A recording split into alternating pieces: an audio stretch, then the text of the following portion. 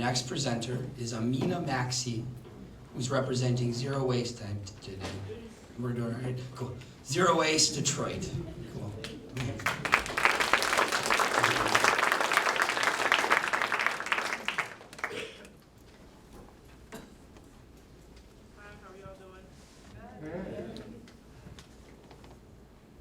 So, all right.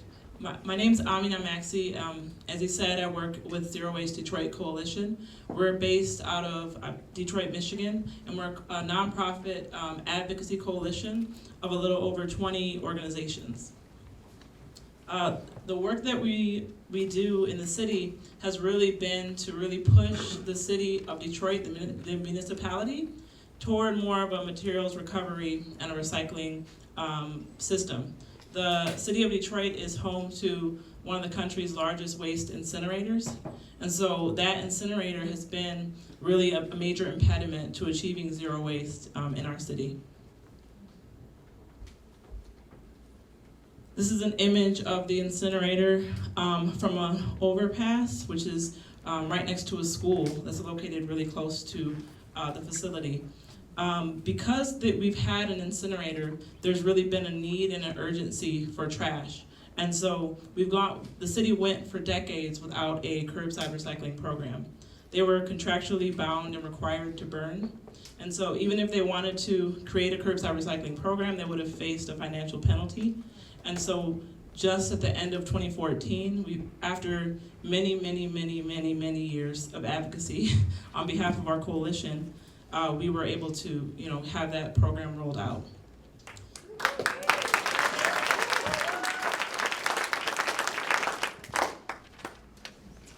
So, in addition to really being an impediment to zero waste, it's also been very costly. So, our incinerator and debt service payments alone has cost residents $1.2 billion toward the city. And if you've seen anything in the news, you've recently seen that our city went through bankruptcy, and this is definitely a contributor to that. The city spent, if they had never had an incinerator, they would have never spent $1 billion. So if we had just gone with the traditional, waste model. You'll often hear rhetoric, and this is very common in Michigan, from incinerator companies, that they're recyclers, that they support recycling, and if that were true, then they really wouldn't have a history of requiring and mandating that people send trash to their facility, and they wouldn't have a history of ensuring that through contract negotiations. So it's just directly, they say one thing, but they do the total opposite. And another thing that's been happening in Detroit is a predominantly African-American city. It's over 80% African-American, it's very low income. So it's been an environmental justice issue as well.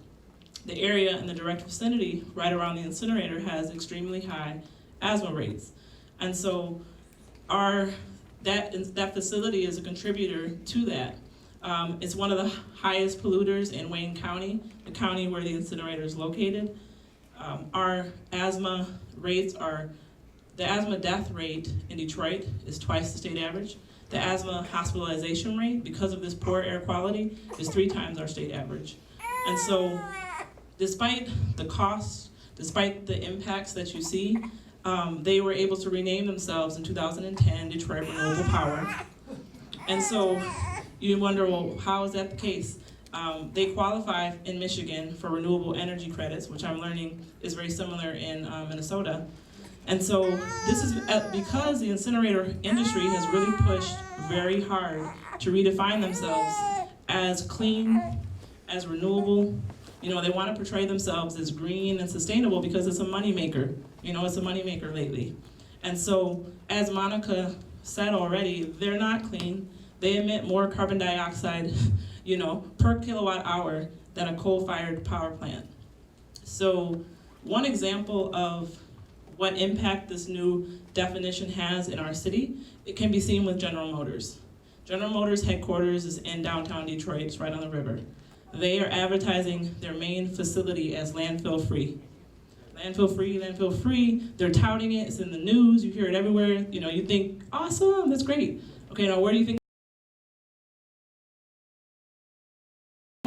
A lot of it is going to the incinerator.